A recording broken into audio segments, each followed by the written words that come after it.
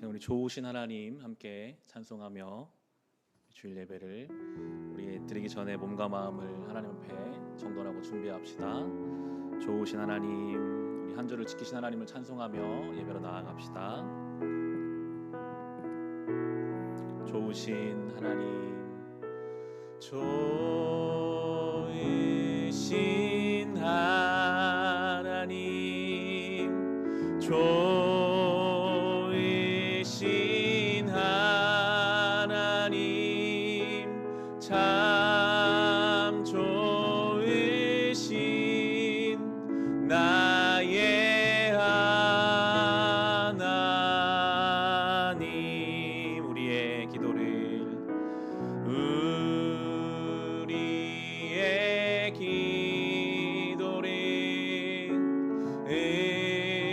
응답해 주시는 참 좋으신 나의 하나님. 한없는 축복을, 한없는 축복을 우리에게 주시는 참 좋으신 나의 하나님. 좋으신 하나님, 좋으신 하나님, 좋으신 하나님, 참 좋으신 나의 하나. 우리의 기도를 응답하시는 하나님, 우리의 기도를 응답해 주시는 참 좋으신 나의 하나님. 한없는 축복을, 한없는 축복을 우리에게 주시는 참 좋으신 나의 하나님. 이 시간 함께 예배를 우리 기도합시다. 좋으신 하나님, 한 주를 지켜주셔서 감사합니다. 예배를 통해 감사의 고백을 올려드리게 하옵소서. 예배를 통해 우리 영적 상태를 점검하게 하시고 하나님의 은혜 안에 충만하게 거하는 시간 되게 하여 주옵소서. 예배를 드리기에 방해하는 모든 세력을 주님 차단하여 주옵시고 오직 우리 하나님만을 신령과 진정으로 예배하는 시간 되게 하여 주시옵소서. 우리 예배를 위해 함께 기도하겠습니다. 하나님 아버지, 감사합니다. 좋으신 하나님, 참 좋으신 나의 하나님, 나의 아버지 하나님, 눈동자와 같이 나를 지켜주시는 하나님, 언제 어디서나 작은 신음에도 응답하시는 나의 하나님. 한 주간을 하나님의 보호하심 가운데 살았습니다. 여전히 이 땅에는 전염병이 있고 우리의 생각과는 다르게 이 시대가 흘러갑니다. 주여, 그러나 하나님은 살아계셔서 오늘도 주의 백성들을 지키시며 하나님의 구원 역사가 오늘도 진행되고 있음을 믿습니다.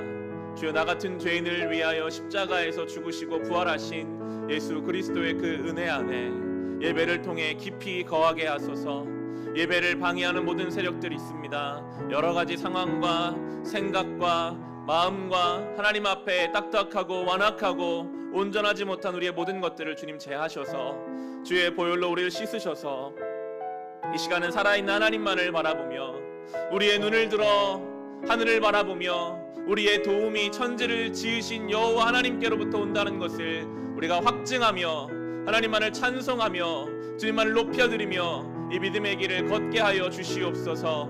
지친 자가 예배를 통해 새 힘 얻게 하시고 아프고 병든 인생이 예배 가운데 회복의 은혜를 경험케 하여 주옵소서. 주여, 한 주간을 살며 우리를 붙잡고 있던 모든 악한 세력이 나사렛 예수의 이름으로 떠나게 하시며 오직 하나님만을 바라보며 전능하신 하나님만을 찬송하고 높여드리며 영광 돌릴 때에 하나님, 이 예배가 하나님께는 영광이요 예배드린 모두에게 은혜와 진리가 충만한 시간 되게 하여 주시옵소서. 하나님 감사합니다. 하나님의 은혜로 이 예배를 주옵소서.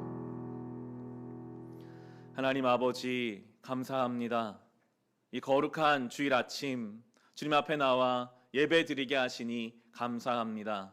예배의 능력을 사모합니다. 하나님 앞에 나와 예배 드릴 때 우리를 붙잡고 있던 모든 악한 세력들은 나사렛 예수의 이름으로 떠나가게 하여 주옵소서. 지친 자가 새 힘을 얻고 아프고 병든 인생 회복을 경험하며 영적으로 다시 잠을 깨어 주님 앞에 서는 시간 되게 하여 주시옵소서. 예배의 모든 순서를 친히 주님께서 주관하실 것을 믿사오며 예수님의 이름으로 기도합니다. 아멘. 우리 자리에서 일어나셔서 찬송하겠습니다.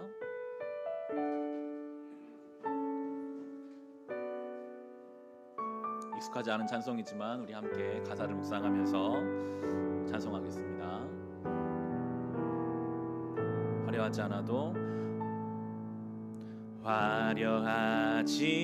않아도 정결하게 사는 삶, 가진 것이 적어도 감사하며 사는 삶, 내게 주신 작은 힘 나눠주며 사는 삶, 이것이 나의 삶의 행복이라오. 이것이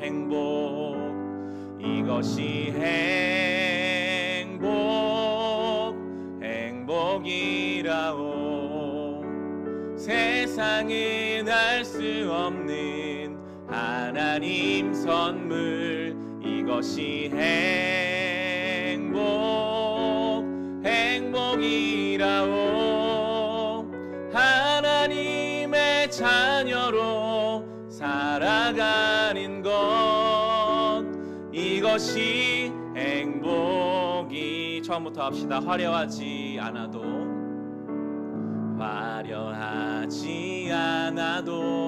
정결하게 사는 삶, 가진 것이 적어도 감사하며 사는 삶, 내게 주신 작은 힘 나눠주며 사는 삶, 이것이 나의 삶의 행복이. 화려하지 않아도 정결하게 사는 삶, 화려하지 않아도 정결하게 사는 삶, 가진 것이 적어도 감사하며 사는 삶, 내게 주신 작은 힘 나눠주며 사는 삶, 이것이 나의 삶의 행복이라. 이것이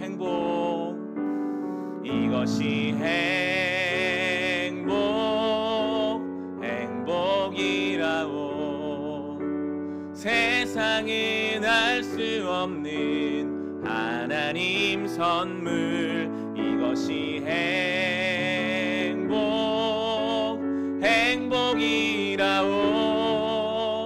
하나님의 자녀로 살아가는 것, 이것이 행복이. 2절입니다. 눈물 날 일 많지만 기도할 수 있는 것, 눈물 날 일 많지만 기도할 수 있는 것, 억울한 일 많으나 주를 위해 참는 것, 비록 짧은 작은 삶 주 뜻대로 사는 것, 이것이 나의 삶의 행복이. 한 번 더 합시다. 눈물 날 일 많지만 기도할 수 있는 것, 눈물 날 일 많지만 기도할 수 있는 것, 억울한 일 많으나 주를 위해 참는 것, 비록 짧은 작은 삶 주 뜻대로 사는 것, 이것이 나의 삶의 행복이라. 이것이 행복, 이것이 행복, 행복이라오. 세상은 알 수 없는 하나님 선물, 이것이 행복, 행복이라오. 하나님의 자녀로 살아가는 것, 이것이 행복이라오. 이것이 행복, 이것이 행복, 행복이라오. 세상은 알 수 없는 하나님 선물, 이것이 행복, 행복이라오. 하나님의 자녀로 살아가는 것, 이것이 행복이. 우리 모일 때 주 성령 임하니, 우리 모일 때 주 성령 임하니, 우리 모일 때 주 이름 높이리. 우리 마음 모아 주를 경배할 때 주님 축복하시리. 주님 우리 모일 때 주 성령 우리와 함께 하십니다. 우리 모일 때 주 성령 임하리. 우리 모일 때 주 이름 높이리. 우리 마음 모아 주를 경배할 때 주님 축복하시리. 주님 우리 모일 때 주 성령 임하여 주옵소서.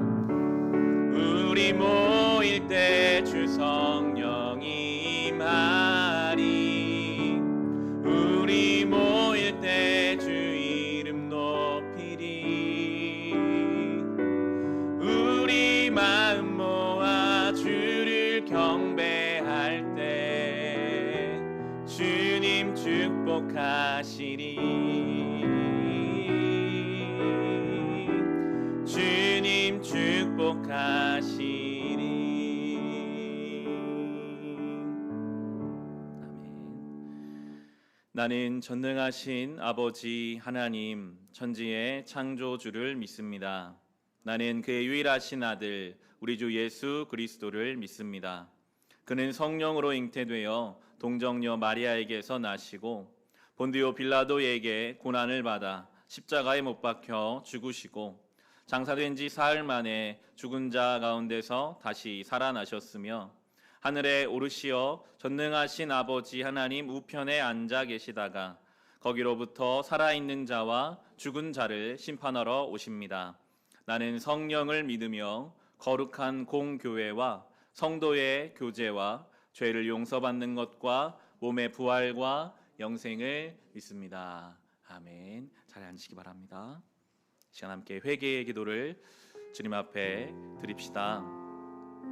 그러므로 이제 그리스도 예수 안에 있는 자에게는 결코 정죄함이 없나니 이는 그리스도 예수 안에 있는 생명의 성령의 법이 죄와 사망의 법에서 너를 해방하였음이라. 이미 말씀으로 우리에게 생명의 성령의 법이 선포되어 있습니다. 지난 한 주의 삶을 돌아보며 그럼에도 그 말씀 앞에 서지 못하고 죄와 사망의 법에 묶여 있었던 우리 삶의 자리가 있다면 주님 앞에 내어놓읍시다. 여전히 해결하지 못한 죄의 문제가 주님 남아 있습니다.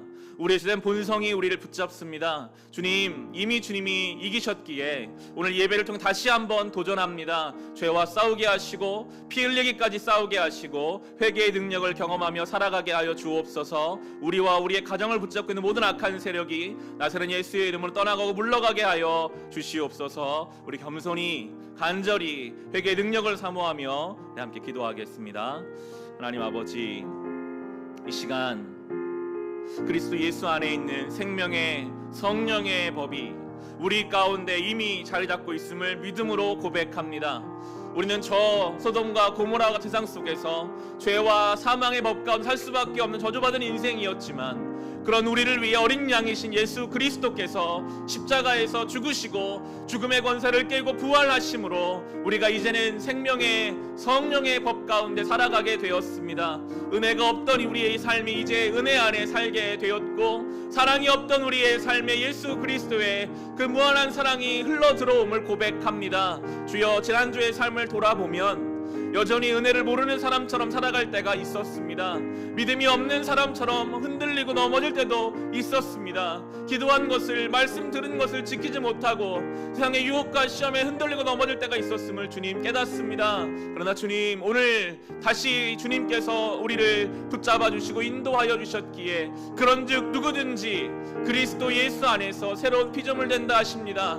이전 것은 지나갔으니 보라, 새 것이 되었도다 하시는 주님, 오늘 예배를 통해 예수 그리스도의 그 십자가 앞으로 나아가오니 나사렛 예수의 이름으로 우리의 영혼과 우리의 가정과 우리의 교회와 이 땅에 붙잡혀 있는 모든 악한 세력들을 다 떠나가게 하시고 주님의 이름으로, 주님의 능력으로 서서 하나님을 찬송하며 아버지를 높여드리며 하나님만을 경배하며 예배의 능력과 회개의 능력을 경험하게 하여 주옵소서. 주여, 주여, 오늘 예수는 예수의 이름에 그 능력을 경험하기 원합니다. 고쳐지지 않았던 죄된 본성이 고쳐지게 하시고 거룩한 삶을 나아갈 수 있는 영적 힘을 우리 가운데 허락하여 주시옵소서. 주님, 십자가 앞으로 나아갑니다. 보혈 사모하며 나아갑니다. 함께하여 주시고 인도하여 주시옵소서. 찬송하겠습니다. 내가 매일 십자가 앞에 더 가까이 가오니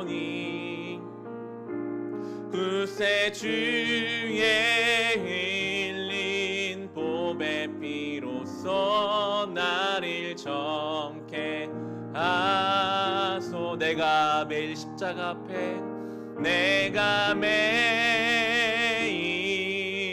십자가 앞에 더 가까이 가오니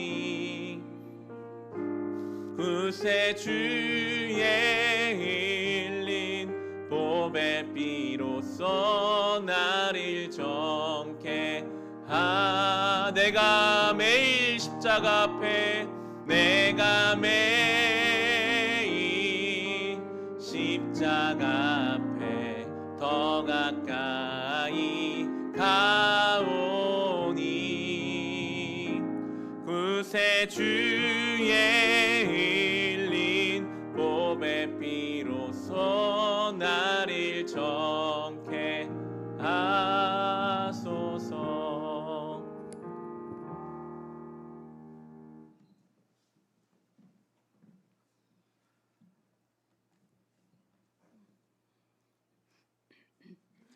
사랑의 하나님, 거룩한 주일에 긴장과 두려움과 모이기를 염려하는 연약한 저희를 불러주시고 우리의 주인이시고 구원자이신 예수 그리스도께 예배드리게 하심을 감사드립니다. 온전히 주님만을 마음껏 찬양하며 온 마음 다해 경배드리는 시간이 되기를 소망합니다. 여전히 우리는 마스크를 착용하고 곁을 멀리 둔 채 앉아있지만 우리는 주님의 사랑으로 연결되어 있음을 믿습니다. 한 마음으로 예배드리고 서로를 위해 중보하며 같은 마음으로 이 시기를 잘 이겨낼 줄로 믿습니다. 오늘 이 아침 또다시 어처구니 없는 재난의 소식이 전해오고 있습니다. 이 민족을 성숙하고 경건하게 변화시켜 주시옵소서. 우리를 불쌍히 여기시고 이 땅에 코로나 바이러스가 더 이상 확산되지 아니하고 멈추게 도와주시옵소서.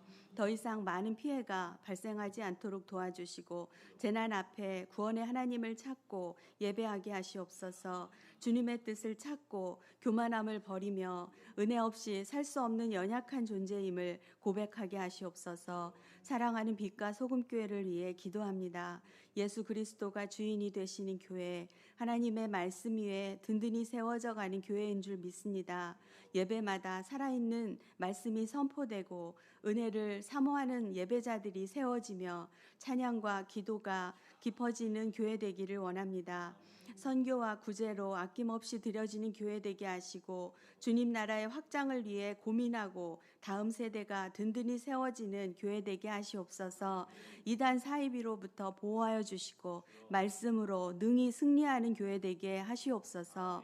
오늘도 말씀을 들고 단위에 서신 목사님에게 성령 충만함을 주셔서 생명의 말씀이 선포될 때에 말씀을 받는 저희의 마음과 귀를 열어주시고 경청, 감동, 결단의 시간이 되기를 원합니다. 또한 주님을 향한 사랑이 뜨거워지고 삶의 자리에서 은혜를 흘려보내는 자가 되게 하시옵소서. 이 시간 영상으로 함께 예배를 드리고 있는 성도들에게 동일한 은혜를 베푸시길 원하며 예수 그리스도의 이름으로 기도했습니다. 아멘.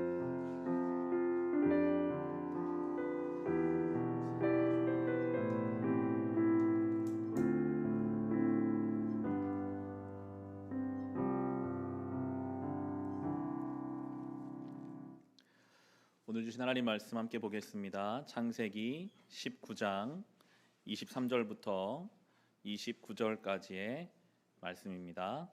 창세기 19장 23절부터 29절까지의 말씀입니다. 우리 성경 구약 21페이지에 있습니다.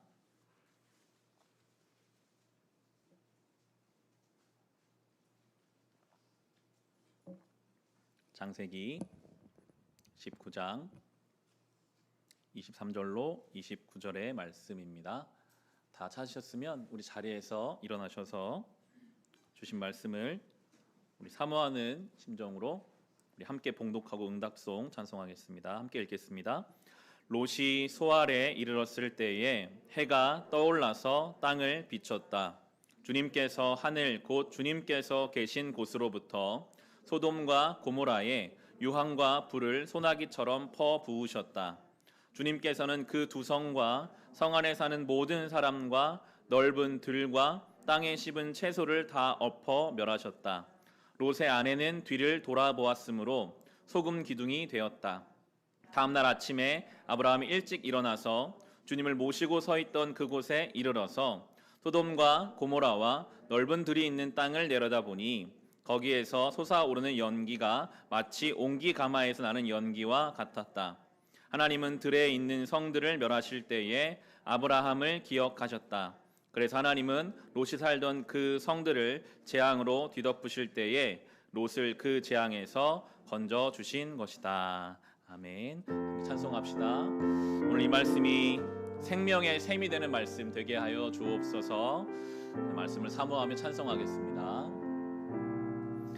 널리 울리어 퍼지는 생명의 말씀은 마음의 용서와 평안을 골고루 주나니 다만 예수 말씀 듣고 복을 받네. 아름답고 귀한 말씀 생명샘이로다. 아름답고 귀한 말씀 생명샘이로다. 아멘.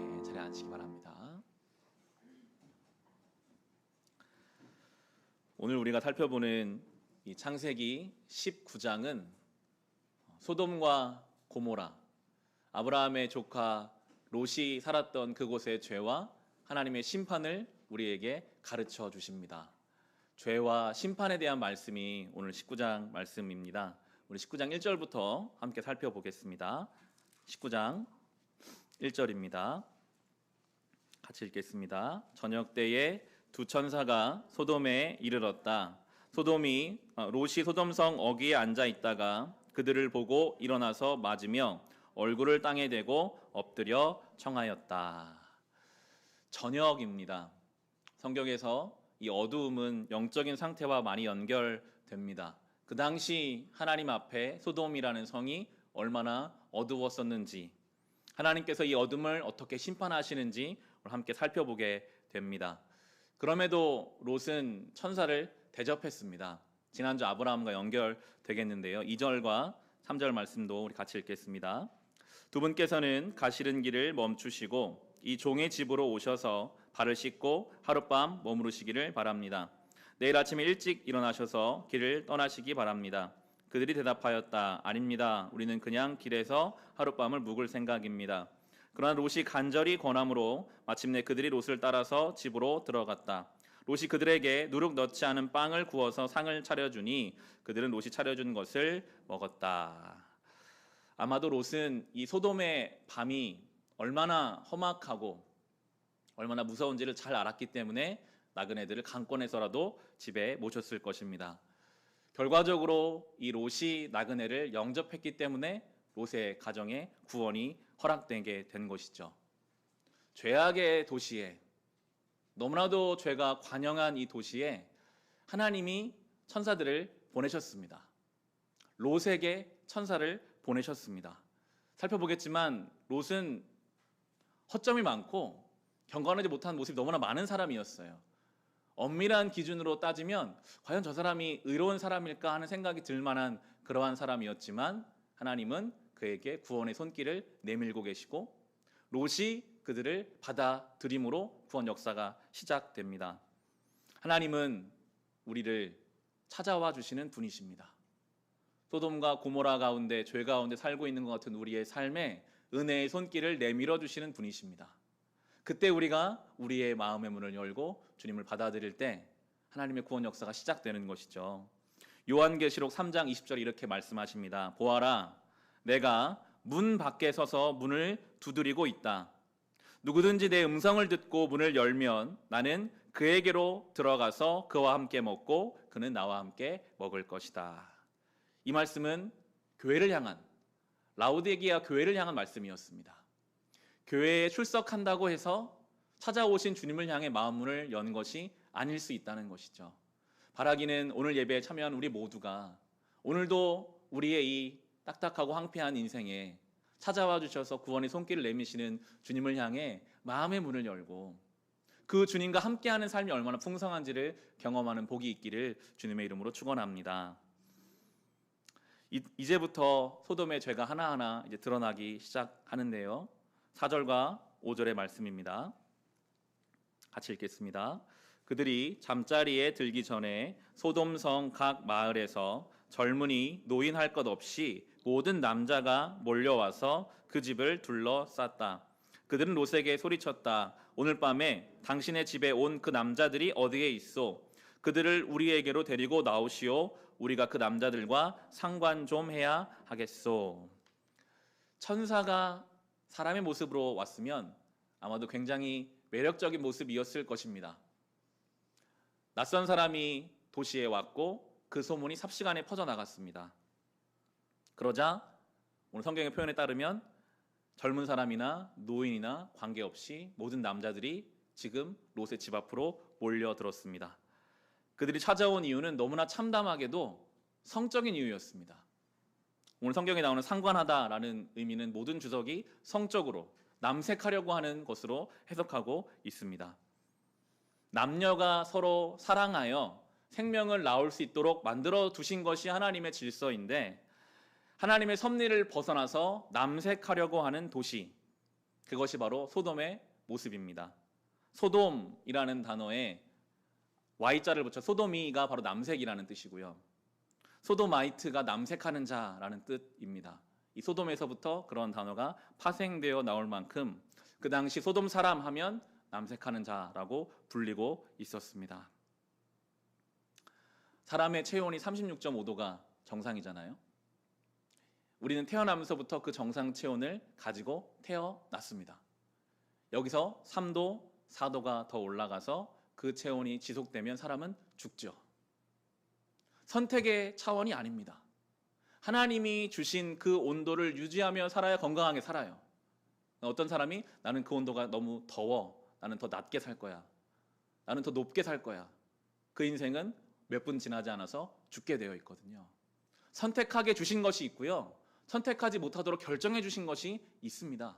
하나님의 질서를 벗어나서 다른 것을 내 욕정대로, 내 욕심대로 취하는 인생은 결코 그 끝이 좋을 수 없고 하나님의 심판을 피할 수 없게 되는 것입니다. 하나님의 질서를 무시하고 내가 하나님 되겠다고 하는 교만이 바로 이 남색으로부터 볼 수 있는 것입니다. 죄는요, 모든 정상적인 것들을 비정상으로 바꿔버립니다.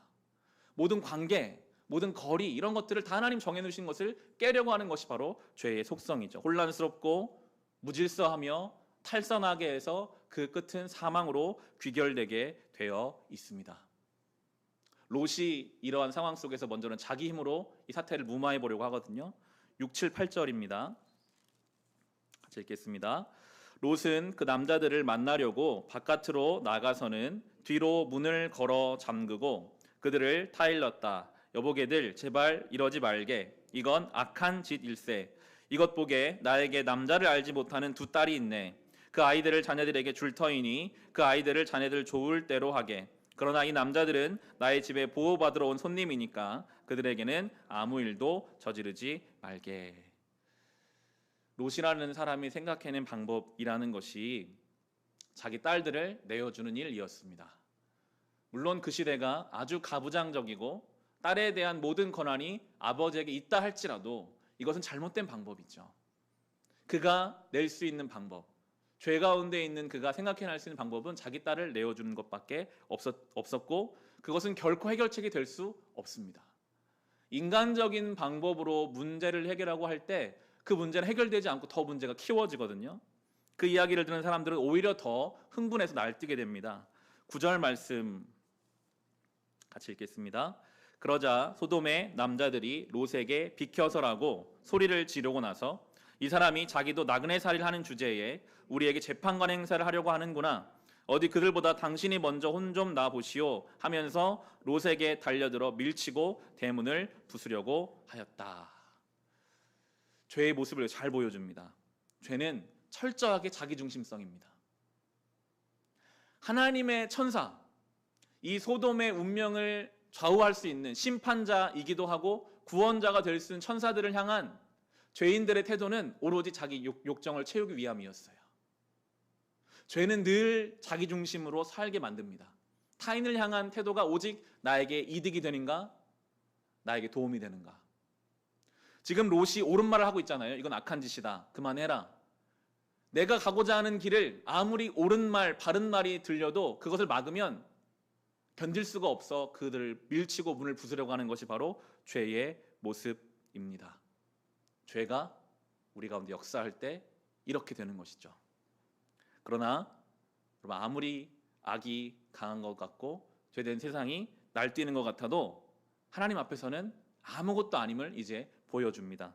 하나님만이 우리의 방법이시고 피난처가 되십니다. 이어지는 10절과 11절 같이 읽겠습니다. 안에 있는 두 사람이 손을 내밀어 롯을 안으로 끌어들인 다음에 문을 닫아 걸고 그 집 대문 앞에 모여든 남자들을 젊은이 노인 할 것 없이 모두 쳐서 그들의 눈을 어둡게 하여 대문을 찾지 못하게 하였다. 하나님이 일하시면요, 대단한 힘이 있는 것 같은 세상 권세는 대문조차 찾지 못하는 그러한 상태가 되어버립니다. 악이 위협적인 것 같고 선이 위험한 것 같으나, 무서운 일을 당할 것 같으나 하나님은 살아계셔서 반드시 그 악을 심판하십니다. 예수님이 십자가상에 돌아가실 때 그랬죠. 아무 말씀도 못하시고 십자가상에서 죽으신 것 같았지만 결국에 죽음의 권세를 이기시고 부활하셔서 영광 가운데 나타나셨습니다. 세상이 다 가진 것 같고 높은 것 같지만 죄악된 세상은 하나님이 움직이시면 아무것도 할 수 없습니다. 그래서 성도는 세상을 두려워할 필요가 없고 하나님을 향한 두려움을 가지고 세상을 향해서는 담대해야 합니다. 성경에 많은 믿음의 사람들이 그렇게 살았어요.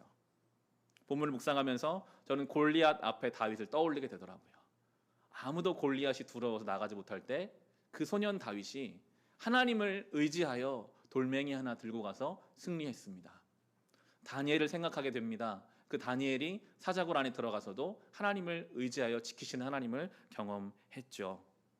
하나님이 일하시면 죄와 사망 권세는 다 떠나갈 수밖에 없기 때문에 우리는 담대하게 이것을 믿고 살아가야 합니다. 하나님께서 이 소돔의 죄의 관영함을 확인하시고 이제 심판을 시작하십니다. 심판과 함께 구원을 선포하죠. 롯과 롯의 가정이 거기를 떠나기를 말씀하시거든요. 구원은 죄의 자리를 떠나는 거예요. 12절 13절입니다. 같이 읽겠습니다.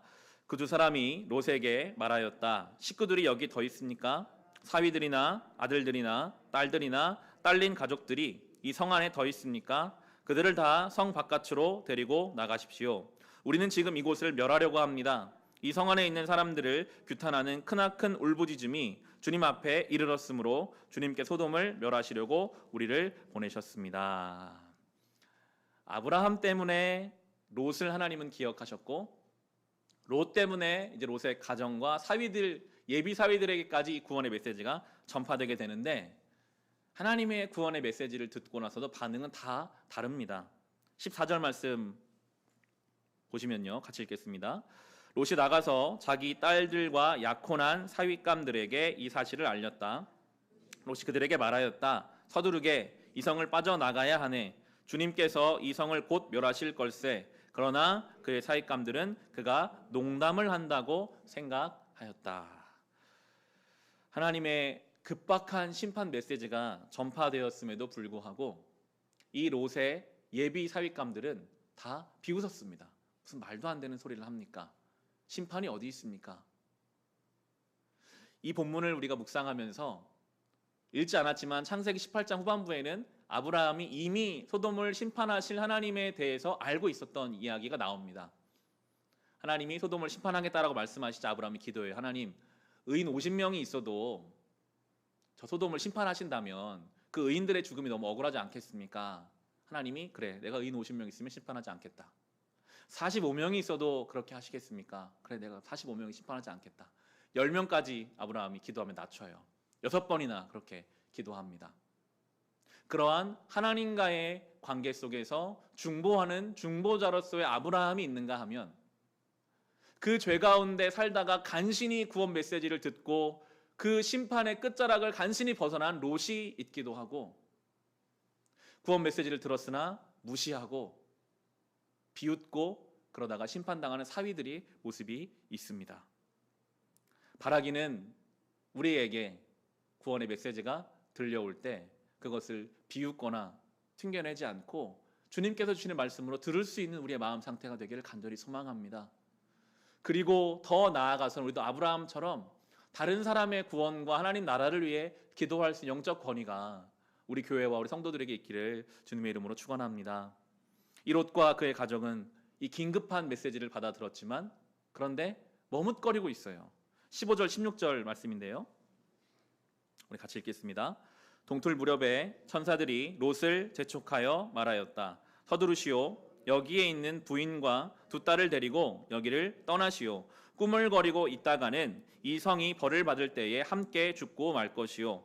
그런데도 롯이 꾸물거리자 그 두 사람은 롯과 그의 아내와 두 딸의 손을 잡아 끌어서 성 바깥으로 안전하게 대피시켰다. 주님께서 롯의 가족에게 자비를 베푸신 것이다. 왜 꾸물거렸을까요? 이 부분을 제가 요즘 많이 듣고 또 배우고 싶은 설교자인 예수향남교회 정갑신 목사님이 해석한 부분이 참 좋아 나누기 원하는데요. 왜 롯과 그의 가족들이 꾸물거렸을까? 재산과 인간관계 때문이었을 것이다 라는 거예요. 평생을 읽어온 이 소돔 땅에 자신들의 재산을 놓고 가야 되잖아요. 내가 저걸 어떻게 장만했는데, 내가 저 집을 놓고 어떻게 가야 하는가?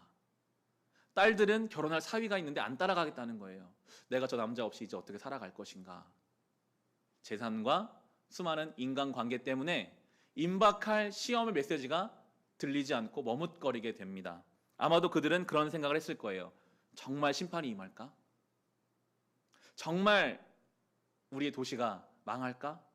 아직 오지 않은, 금방 올 거지만 아직 오지 않은 심판보다는 지금 당장 내가 붙잡을 수 있는 재산, 지금 당장 나와 함께 할 수 있는 그 인간관계가 더 강력하게 나의 삶에 영향을 미치고 있기 때문에 못 떠나고 있어요. 우물쭈물하고 있습니다. 이것이 때로 우리의 모습이기도 합니다. 우리는 고백하죠.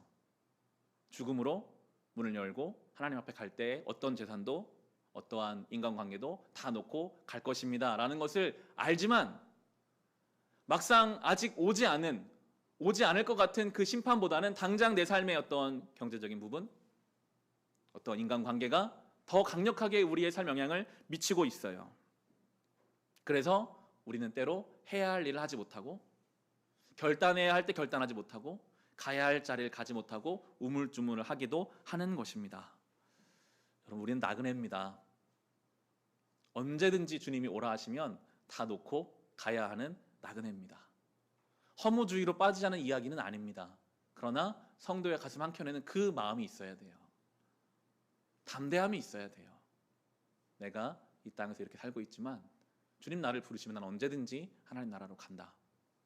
내가 지금 붙잡고 있는 모든 것이 영원한 것이 아니다. 이 마음을 가지고, 담대함을 가지고, 여유를 가지고 우리는 살아가야 하겠습니다.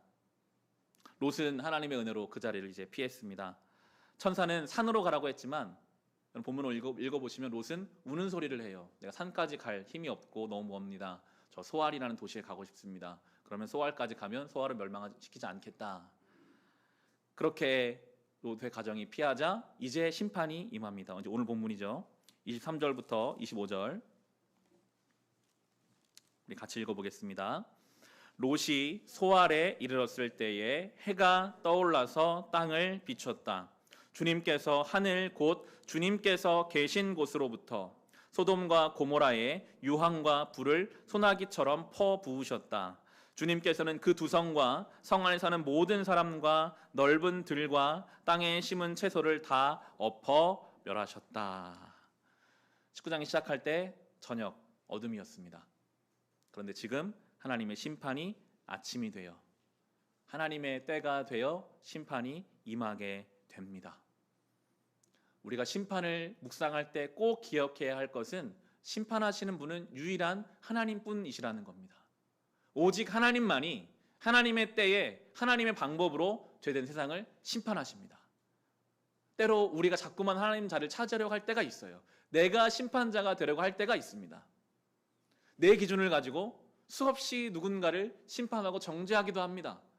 특별히 내 가족, 내 교우, 그 누군가 늘 내가 내 잣대를 가지고 들이대어 심판하려고 하는데 성경은 오직 하나님만이 심판하시는 분이시고, 그리고 더 나아가서 우리도 사실은 이 소돔과 고모라에서 심판당했던 사람과 다를 바가 없는 존재라고 계속 말하고 있어요. 그런 너희가 어떻게 누구를 심판하느냐? 왜 정죄하느냐?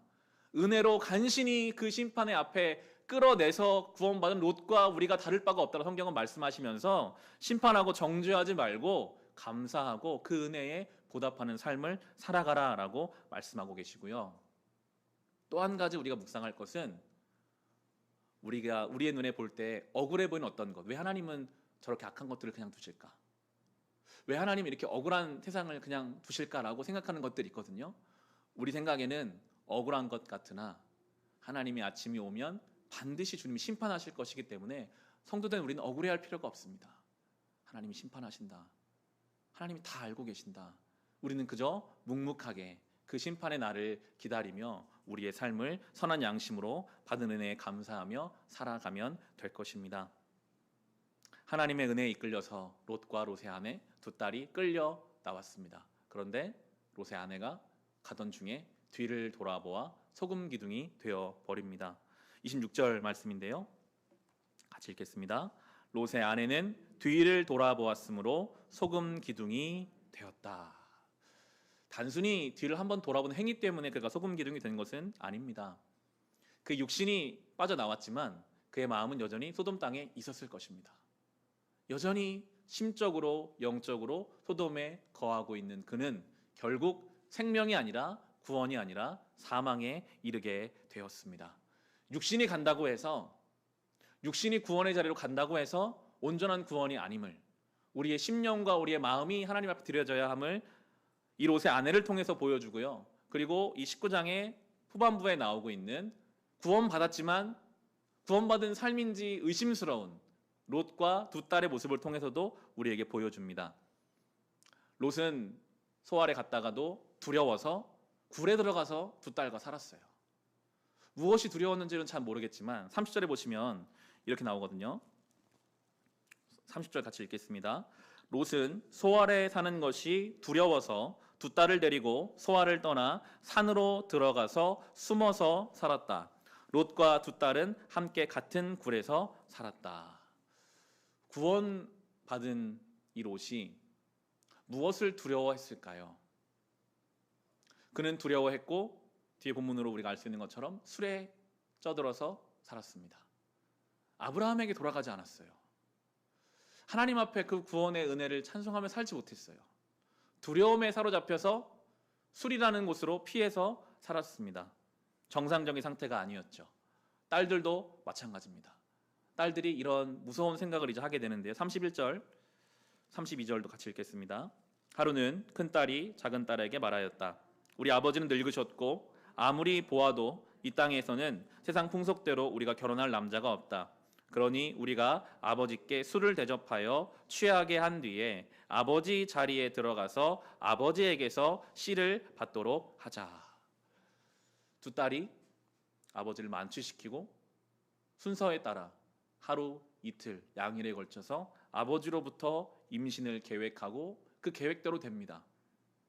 그렇게 암몬과 모압 족속의 시작이 되는데요. 성경에서 오늘 보시면 이 암몬과 모압에는 주가 달려 있는데요.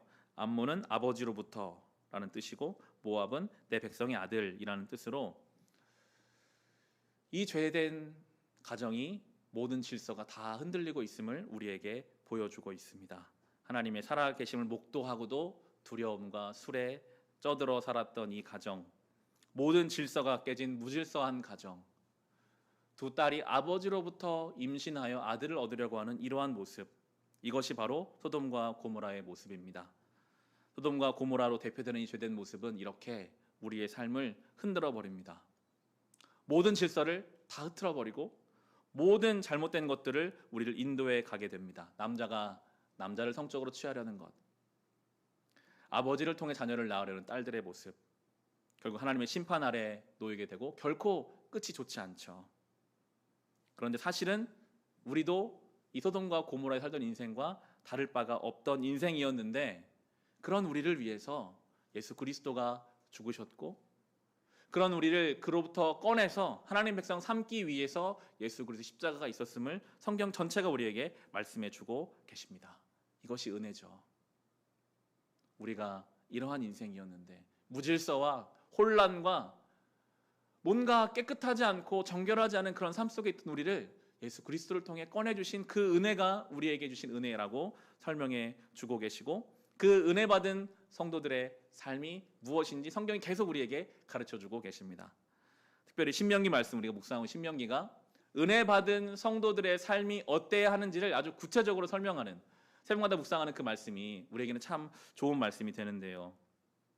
지난 금요일 새벽에 나누었던 신명기 15장 말씀으로 오늘 결론을 내겠습니다.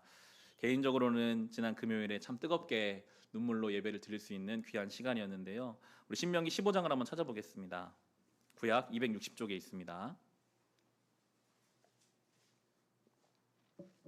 은혜를 받은 우리가, 소돔과 고모라에 살 수밖에 없었던 우리가 예수 그리스도로 은혜 받았다면 이제 어떻게 살아야 하는지를 구체적으로 말씀하시는 것 신명기 내용이고, 특별히 이 15장은 빚을 면제해 주는 그런 내용입니다. 제가 몇 구절을 좀 읽겠습니다. 15장의 2절 말씀 보시면 면제 규례는 이러합니다. 누구든지 이웃에게 돈을 꾸어준 사람은 그 빛을 면제하여 주십시오. 주님께서 면제를 선포하셨기 때문에 이웃이나 동족에게 빚을 갚으라고 다그쳐서는 안 됩니다. 4절과 5절에 보시면 당신들 가운데 가난한 사람이 없게 하십시오. 그러면 주 당신들의 하나님이 당신들에게 유산으로 주어 차지하게 하시는 땅에서 당신들이 참으로 복을 받을 것입니다. 주 당신들의 하나님 말씀을 잘 듣고 오늘 내가 당신들에게 명한 이 모든 명령을 다 지키면 주 당신들의 하나님이 당신들에게 말씀하신 대로 복을 내려주실 것입니다. 당신들이 많은 민족에게 돈을 꾸어 주기는 하겠지만 꾸지는 않겠고 또 당신들이 많은 민족을 다스리긴 하겠지만 다스림을 받지는 않을 것입니다. 넘기셔서 8절 보시면 반드시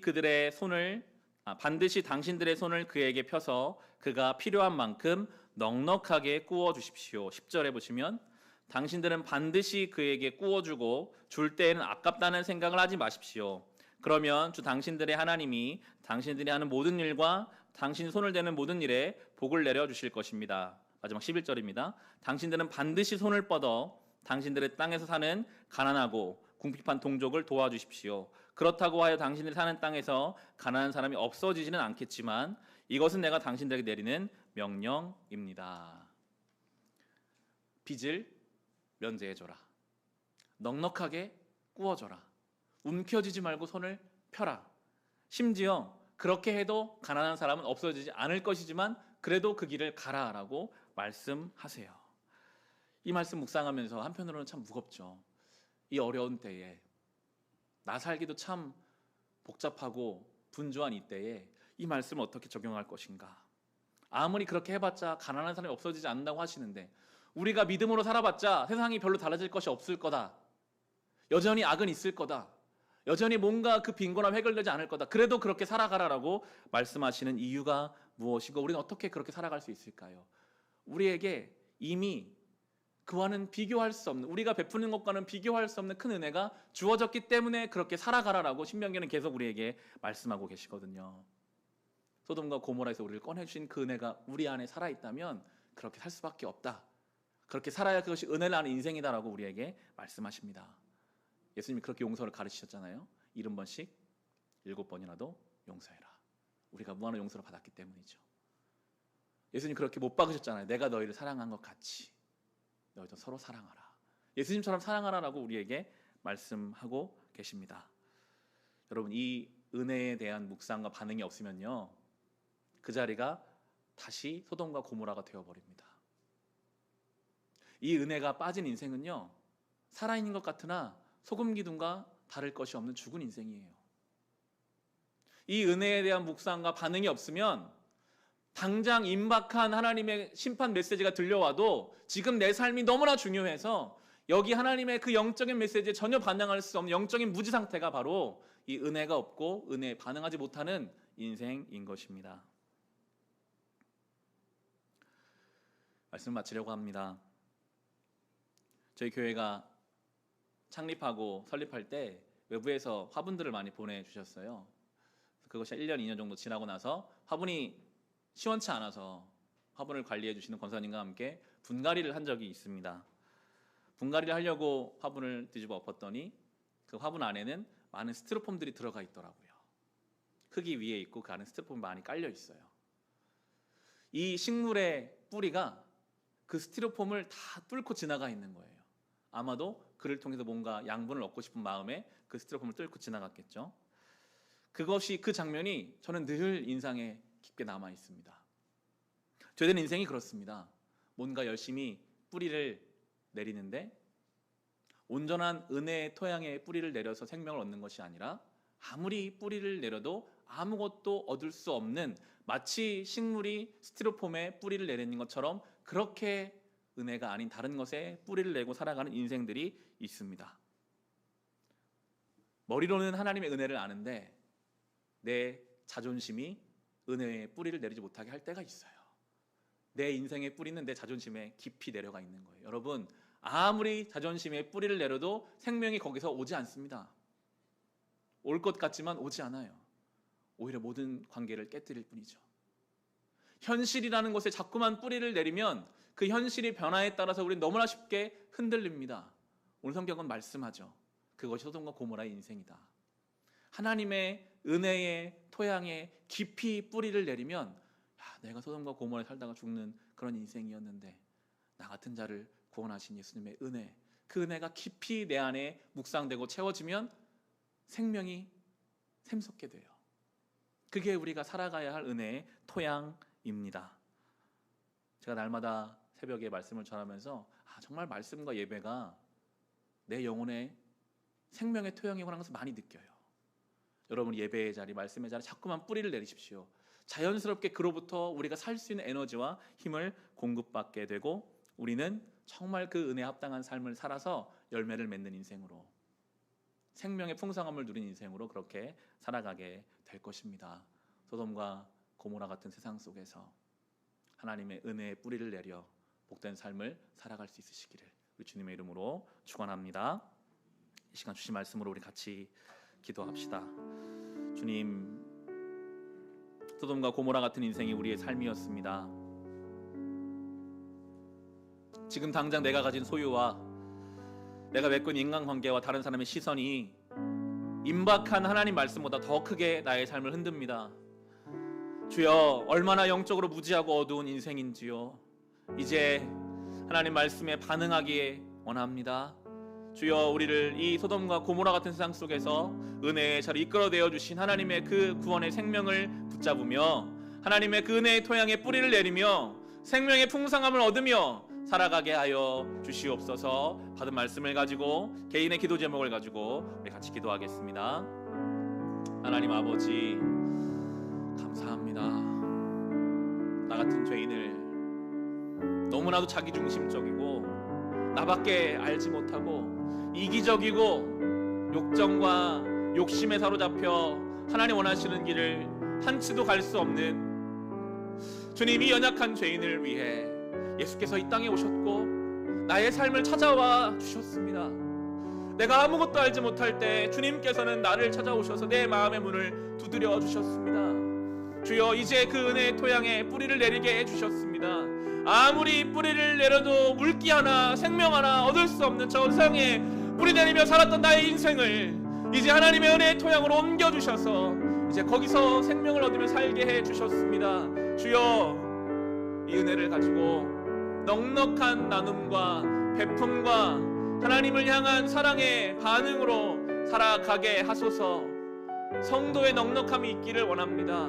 성도의 삶의 너그러움과 여유가 있기를 간절히 기도합니다.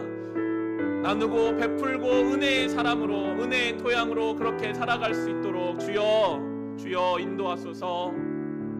예배와 말씀으로 우리의 삶에 그 은혜가 충만하여지고 그 은혜를 가지고 나의 삶에서 많은 사람들에게 넉넉하게 베풀고 구워주고 탕감하여주고 덮어주고 사랑하며 그렇게 하나님의 백성으로 은혜 받은 자로 소돔과 고모라에서 모든 질서가 깨어지고 혼란스럽게 살았던 그 인생에서 이제는 하나님의 질서와 하나님의 생명과 하나님의 은혜 안에서 살아가게 하여 주옵소서. 주여, 그것이 행복이요 그것이 만족입니다.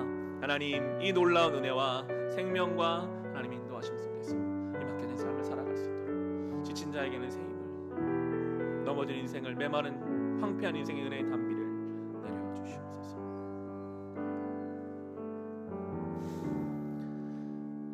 하나님 아버지, 죽을 수밖에 없었던 우리의 인생, 저 세상에 뿌리 내려서 아무리 노력해도 수고롭기만 하고 생명이 없었던 황폐한 우리의 인생에 예수께서 오셔서 생명 되어 주시니 감사합니다.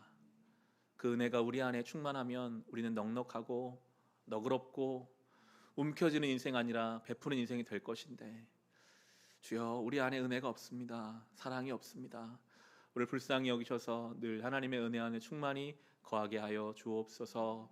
주여, 아프고 병든 자들 예배 가운데 고쳐주시고 갈 바를 알지 못하는 자에게는 그 갈 길이 되어주시며 우리 어둠을 빛을 비추사 모든 어둠을 몰아내시고 이 말씀을 기억하며 주신 한 주를 살아가게 하여 주옵소서. 예수님의 이름으로 기도합니다.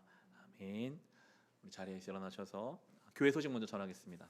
교회 소식 주보를 참고하시면 좋겠습니다. 지난주부터 현장 예배 다시 같이 드리고 있습니다. 상황이 늘 쉽게 변할 수 있을 것 같아요. 잠잠해질 것 같았지만 또 들려오는 뉴스가 확산 소식이 들려오고 있는데요. 계속해서 마스크를 착용하고 거리를 두고 예배를 드리게 될 것 같고요. 수요 예배 광고를 드립니다. 지난 수요 예배부터 다시 수요 예배가 시작되었는데요. 풍성한 삶의 기초라는 책을 가지고 새롭게 시작되었습니다.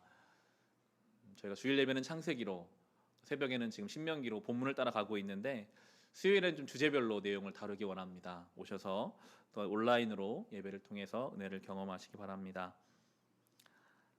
나머지 광고는 주보를 참고해 주시고요. 교우 소식 있습니다. 윤혜은 성도께서 미술학원을 이제 내일 개원합니다. 위에서 예배 가려고 하는데 참석할 수 있는 분은 함께 참석해 주시면 좋겠습니다. 자리에서 일어나셔서 찬송을 예배 마치겠습니다.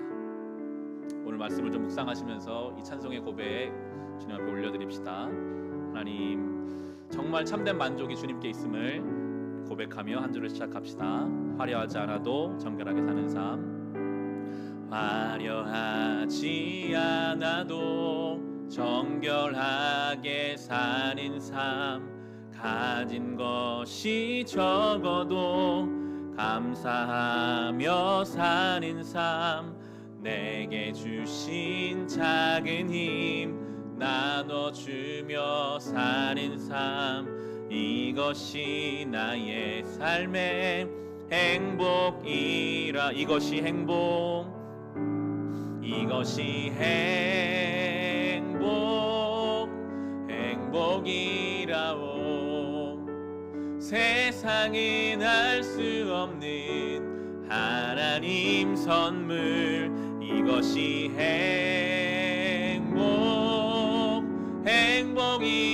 행복이라오. 하나님의 자녀로 살아가는 것. 이것이 행복이라. 처음부터 합시다. 화려하지 않아도 정결하게 사는 삶. 화려하지 않아도 정결하게 사는 삶. 가진 것이 적어도 감사하며 사는 삶.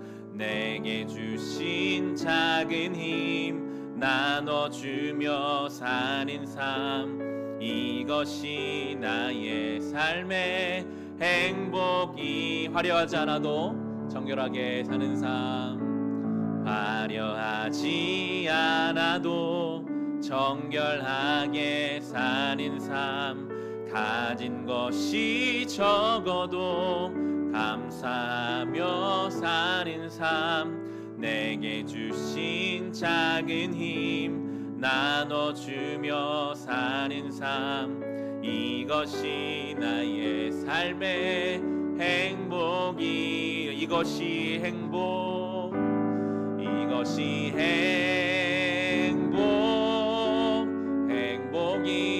행복이라오. 세상은 알 수 없는 하나님 선물. 이것이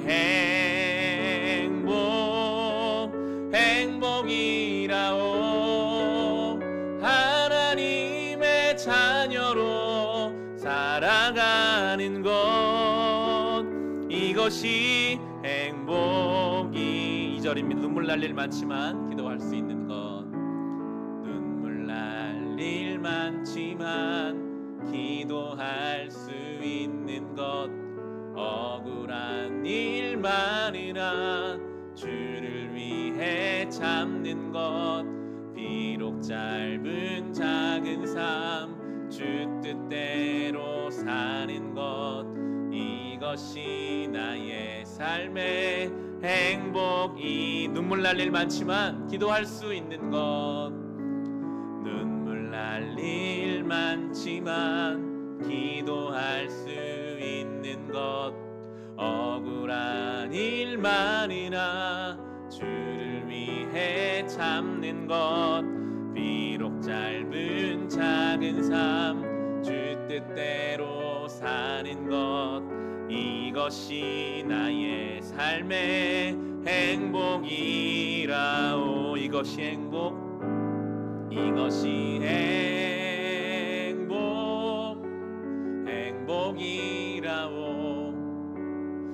세상은 알 수 없는 하나님 선물, 이것이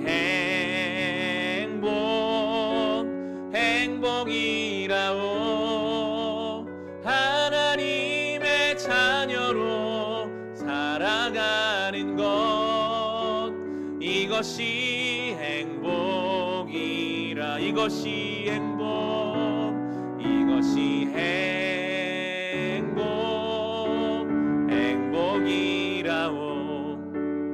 세상은 알 수 없는 하나님 선물, 이것이 행복이라오. 하나님의 자녀로 살아가는 것, 이것이 행복이라오.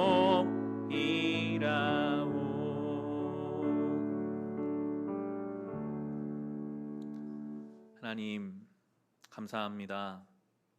우리의 삶이 비록 화려하지는 않더라도 정결하게 거룩하게 살기를 원합니다. 억울하고 눈물 날이 있어도 기도와 주님 앞에서 참아냄으로 맡겨진 삶을 살기 원합니다. 그것이 참된 만족이요, 그것이 우리의 삶의 큰 은혜인 줄을 깨닫게 하여 주옵소서. 주님, 하나님 앞에 예배드리며 하나님 은혜가 커서 오늘도 귀한 예물 구별하여 주님 앞에 올려드립니다. 우리가 드린 예물을 기뻐 받아 주옵시고 주님 원하시는 곳에 온전하게 사용하여 주시옵소서. 동역하는 선교지 위에 함께 하시고 구제하는 기관과 아이들에게 은혜를 더하여 주시옵소서.